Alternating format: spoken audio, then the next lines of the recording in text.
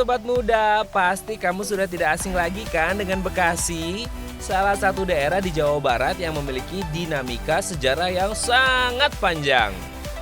Hal ini terbukti dengan banyaknya bukti peninggalan sejarah yang ditemukan di daerah ini. Kini Bekasi telah berkembang pesat dan dikenal sebagai wilayah dengan kawasan industri terbesar se-Asia Tenggara. Salah satu bentuk jejak peninggalan masa lampau yang masih dapat kita lihat di daerah ini adalah bangunan tua bersejarah. Ya, gedung-gedung tua ini pada zaman dahulu tentu memiliki fungsi yang kaya akan nilai historis, seperti bekas pusat pemerintahan ataupun bekas markas perjuangan saat Indonesia melawan penjajah. Sobat muda, di Bekasi ada gedung bekas markas perjuangan yang namanya sudah tak asing lagi bagi warga Bekasi, yakni Gedung Juang 45 Bekasi.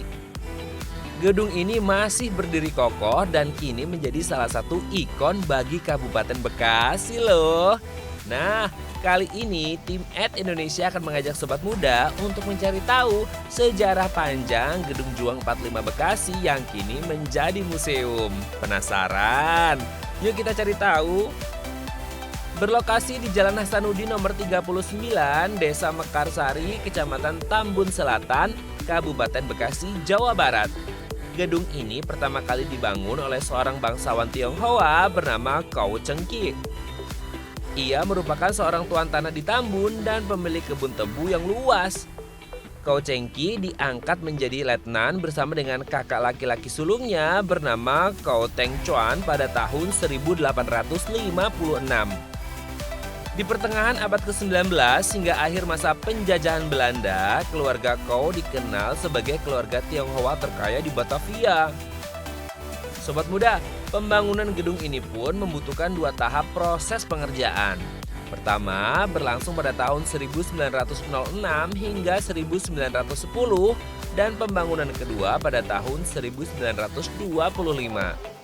Namun seiring berjalannya waktu, Kou Chengki pun meninggal dunia dan gedung ini diwariskan kepada anaknya bernama Kou On Hoi.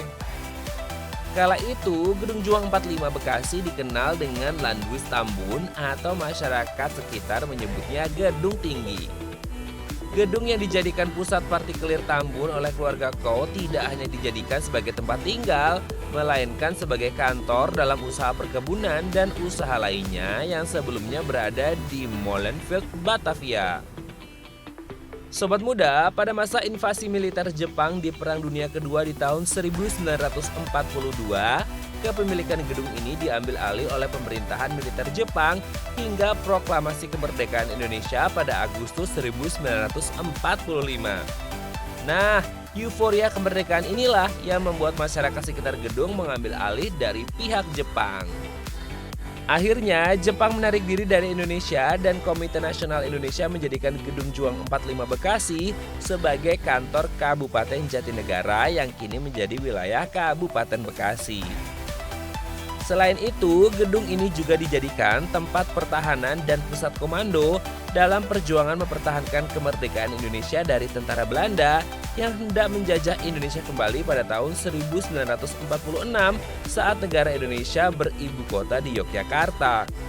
Kala itu, Jakarta dikuasai oleh Nika dan berhasil menjadi basis wilayah terluar Republik Indonesia yang paling dekat dengan Jakarta. Namun, pada pertengahan tahun 1947, Belanda melanggar perjanjian Linggarjati dan melakukan agresi militer pertama. Saat itu, Gedung Juang 45 Bekasi dikuasai oleh Belanda hingga tahun 1949.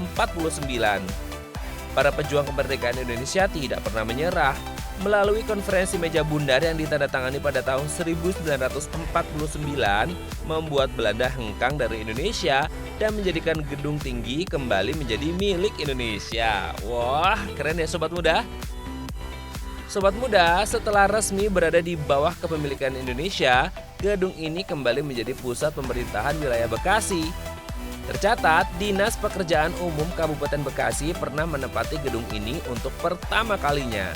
Lalu pada tahun 1951, Gedung Juang 45 Bekasi diisi oleh TNI Angkatan Darat, Batalion Kian Santang. Tidak hanya itu, Lembaga Wakil Rakyat pun pernah berkantor di gedung ini hingga tahun 1960, yakni DPRD sementara, DPRD tingkat 2 Bekasi, dan DPRD Gotong Royong, serta kantor-kantor dan jawatan lainnya hingga akhir tahun 1982. Pada era kepemimpinan Bupati Bekasi Abdul Fattah, ia membentuk Akademi Pembangunan Desa atau APD di wilayah Tambun yang membuat Gedung Juang 45 Bekasi beralih menjadi kampus pada masa itu. Namun, APD akhirnya memiliki gedung kampus sendiri di Jalan Cut Mutia, Kota Bekasi yang sekarang dinamakan sebagai Universitas 45 Bekasi.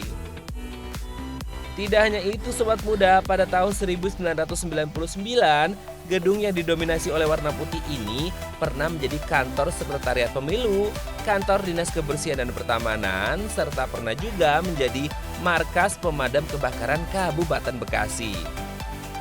Sobat Muda, setelah lama kosong dan tidak digunakan, saat ini Gedung Juang 45 Bekasi sudah berubah menjadi Museum Digital Gedung Juang 45 Bekasi. Museum digital tersebut diresmikan pada 19 Maret 2021 pada masa jabatan Bupati Bekasi Eka Supriyatmaja. Museum Bekasi ini mengusung konsep 4.0 yang diharapkan menjadi ikon dan pusat Kabupaten Bekasi sehingga dapat diwariskan ke generasi selanjutnya. For your information Sobat Muda, saat ini Gedung Juang 45 telah ditetapkan sebagai cagar budaya berdasarkan SK Menteri Pendidikan dan Kebudayaan Republik Indonesia nomor 238/M/1999. Nah, itu dia sejarah dari Gedung Juang 45 Bekasi. Bagaimana Sobat Muda? Apa kalian tertarik untuk berkunjung ke sini?